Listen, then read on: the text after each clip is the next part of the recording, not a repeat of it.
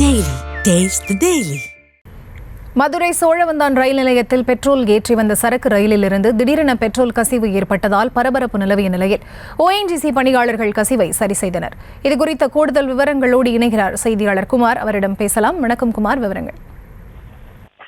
வணக்கம். மதுரை மாவட்டம் சோழவந்தான் ரயில் நிலையத்தில் பெட்ரோல் ஏற்றி வந்த சரக்கு ரயில் பெட்ரோல் கசிவு காரணமாக சுமார் 2 மணி நேரமாக நிறுத்தப்பட்டது. தருமபுரியில் இருந்து பெட்ரோல் ஏற்றிக்கொண்டு கப்பலூர் தொழிற்பேட்டை பகுதிக்கு ஒரு டேங்கர் 70,000 லிட்டர் கொள்ளளவு உள்ள 34 டேங்கர் பெட்ரோல் ஏற்றி கொண்டு வந்த ரயில் நிலையத்தில் ஒரு டேங்கர் பெட்ரோல் கசிவு ஏற்பட்டு இதன் காரணமாக சோழவந்தான் ரயில் நிலையத்தில் நிறுத்தப்பட்டது.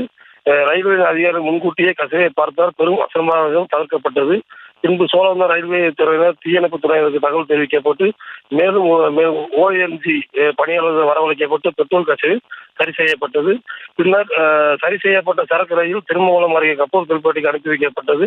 சுமார் 2 மணி நேரம் சரக்கு ரயில் தாமதமானதால் போக்குவரத்து சில மாற்றங்கள் ஏற்பட்டதாக ரயில்வே அதிகாரிகள் தரப்பில் கூறப்படுகிறது.